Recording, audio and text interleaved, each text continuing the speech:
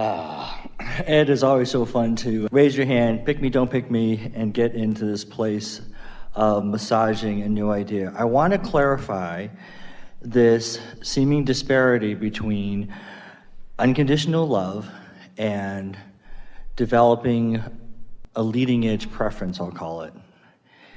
In the sense that my life is Abraham-Hicks, I'll call it, in that I'm fully aware of when I'm aligned, less aligned, in more and more subtle ways, and my life is so rich and fun and love-filled with wonderful, wonderful experiences. And there's a funny dichotomy that I love all the great stuff I have and wanting, and we've been talking about this idea amongst my friends and I about saying something more seems a little off because our life in North Carolina is fantastic and marvelous and beautiful. Consider this. Let's just take the status quo. Let's just take your life in its tangible form as it has evolved.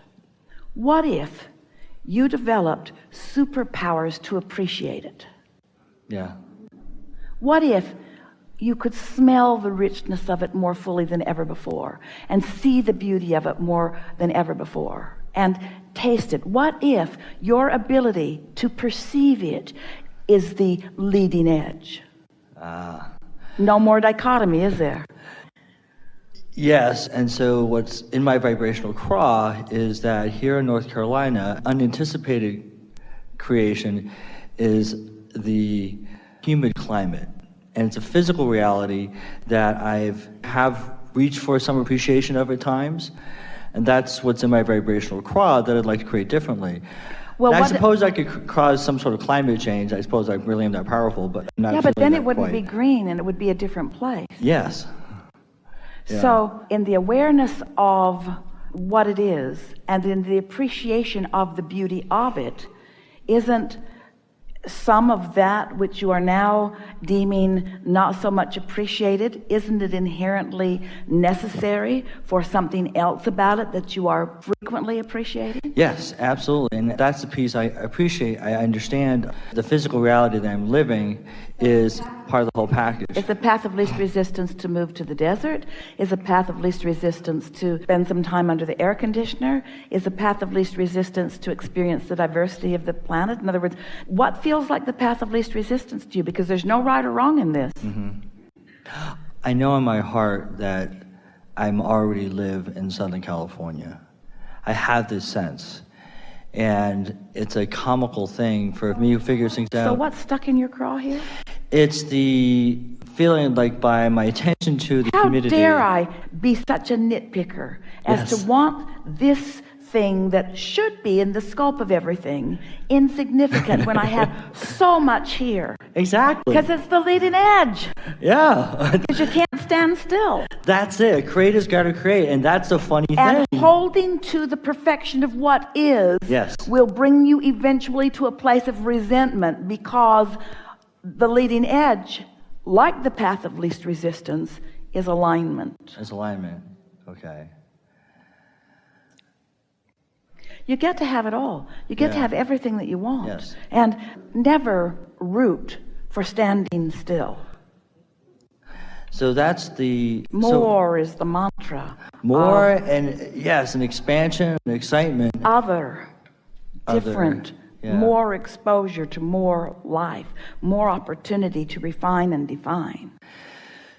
So is the path of least resistance to become enamored of a humid climate, even in air conditioning? I have bought expansive, top of the line air conditioners in my office building and where we live, but that's not, doesn't feel right. That feels off to me. No, don't focus wheel yourself into liking to eat something that you hate. Exactly.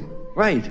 That's when I feel like, I feel kind of embarrassed. Well, I'm embarrassed. Allow yourself to experience the diversity and come to your personal preferences, and give yourself permission to have the perfection of what you have preferred.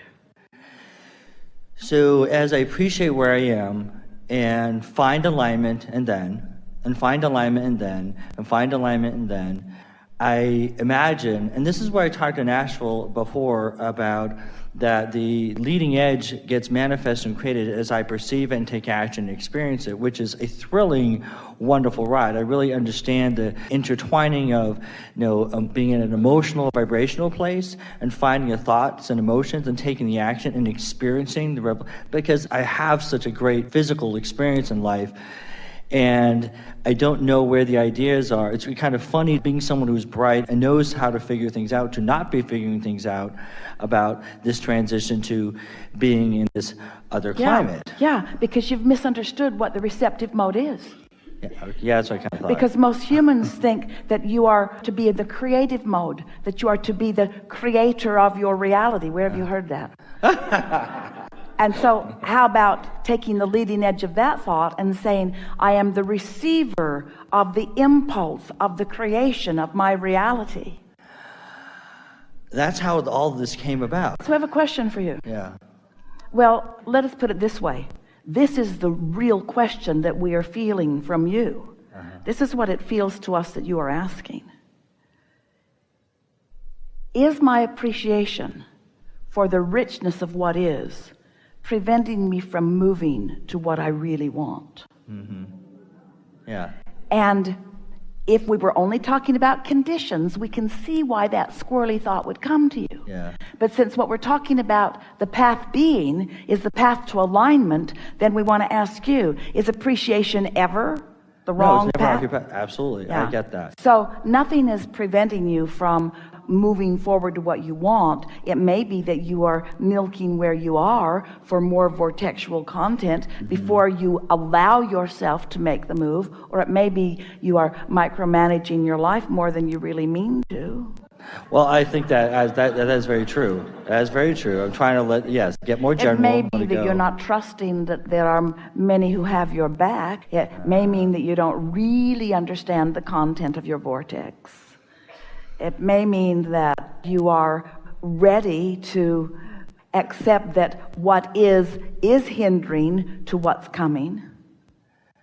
So accepting, can I understand that better? So be less conditional and more emotional. In other words, instead of talking about humidity or drier climate, talk about ornery or pleasant.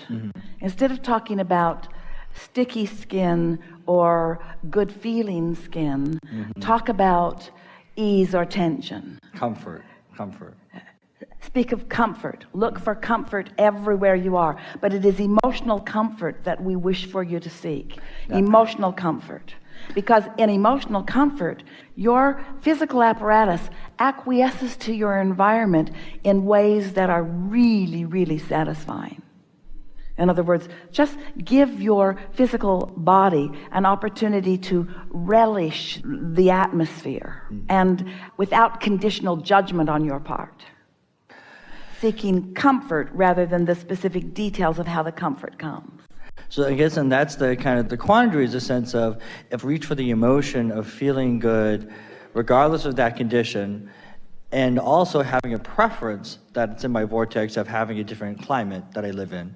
And I do get to live in that climate a lot because I travel a lot. It's like that lady once you talked about who was missing her ex-husband, and Abraham said, well, focus on what you liked about your ex-husband. She said, I don't want him back. And Abraham said, well, no. I don't even want to have lunch with him. Yeah. It was the essence of it. And I was thinking, so what is the essence of this climate? But what comfort. It's the feeling. It's a feeling piece. And as I stay in that alignment, then the ideas start to flow. Because some of them I have a whiff of how things will work out. Are you ready to let yourself have everything you want? Do you think you are able to factor out how everybody else feels about it? You think that there are people in your environment that are acknowledging the perfection of what you live, that just think you're out of your mind to even think about walking away from that into something that is unknown? Oh, maybe a few. Maybe everyone you know? Pretty much, yeah. Do you think you can give yourself permission to follow your path of least resistance? Give yourself permission to satisfy your heart's desire? Yes, and so that's what. Do you think you can have it all? Do you think you can have it all? Do you think you have to give up something for something, or do you think that the universe has the ability to give it all to you? I have it all right now, and there's more to come. It's okay to have it all right now and want more, no matter what anybody, and even what I judge it too. But you speak a flawed premise just Yes. a little bit, because you don't have it all because it's more humid than you want it to be. Yes, okay. So what keeps you from being willing to acknowledge that it could be better? That's the question that we hear from you. What's keeping me from selfishly, with gay abandon, just moving toward all things that I want? What is it? Oh, is it a sense of responsibility, or I can't figure it? Responsibility. Maybe responsibility, and maybe it's wanting to be of service to others who are perceiving you. Maybe it's caring too much about how others would fit into your new picture. And it's also not the details, but also it does seem like a bit of a foolishness thing to say. There you go. A foolishness that in a sense, one could say, yes, Yeah. I have it all, but I have it all. Yeah. This present reality is old news. That's old. That's Don't not want where to I get am. more than your fair share of the pie. Oh, and it's, yeah. And this whole pie that we created is fabulous and enormous. And the pie is expanding. And remember, you told me once that the physical reality right now, although it's a leading edge, it's still old news. And it's okay to let it be. I'm trying to make peace with where it is, and then say, and I know that I have this other reality, other vortexual thing that I'm leaning towards, and it's trying to find that alignment with this making peace with what is. Well, here's the specifically. thing. You're working I feel too hard good. at this, and Okay. most of you do in this attitude of science of deliberate creation. It's like really wanting to get it right. And so here's what we would do if we were standing in your physical shoes. We would acknowledge the perfection of where we're standing, in other words, with appreciation.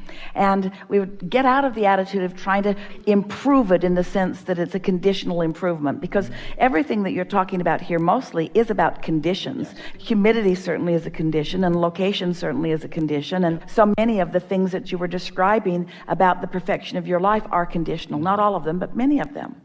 So as you, just for a little while, begin focusing upon the unconditional aspects of your life. So let us just ask you some questions. From where you stand right now, which is the only place that any question can ever be asked, which is the path of least resistance, which means which is more downstream, which means which feels the best, which is the most appealing, which is the most emotionally attractive to you, which feels better, sameness or more? More. Understood and safe or adventure? Adventure. Whoops. There's the little piece of it right there. Yeah. That's the little telling piece of it right there. Who am I to have adventure? Expansion or sameness? Now we're getting ridiculously easy in these. Expansion, yeah. New awarenesses or old securities? New awarenesses. Motion or stagnation? Motion. Faster motion or slower motion? Faster aligned motion. Faster the better in alignment. Yes. And so most people are accustomed to holding back the speed because they're not sure of the alignment. And so as you get sure of alignment, then you can let all the stops out and off you go. Off you go, right. And when we say working too hard and trying too hard, what we really mean is thinking too much about the conditions, when if we were standing in your physical shoes, we would be thinking more about the emotions. We'd be thinking about the adventure of it, not the conditions of it. We'd be thinking about the elation of it. We'd be thinking about the excitement of it. We'd be thinking about the calling of it, the newness of it, the freshness of it, the thrill of it, the fun of it. Okay, yeah. You see what we're getting Yes, at? yeah, Because when you get into that emotional, unencumbered state, there's no question, is there? Right, it's certain, it's a done deal. It's a feeling, when getting that feeling in place, it's a sense of knowing what you want and why you want it. And why we want it is because of how it feels. But we have to achieve that feeling now, to have the ideas, to be in the receptive mode, how to get where it's supposed to be. All right. Perfectly said. It'll be a great adventure. It is being fun. It'll be fun. It'll It be is being fun. fun. I want it to be fun. I want it to be fun and adventurous and new and fresh and exciting. And I feel that so much. And staying there is where all the ideas and the action come from. And yeah. What you're experiencing is the discomfort of holding yourself back from something that you're ready for. Okay. It's done. It's done. The end. something more? I'll let you. That's it. It's really good. Really good.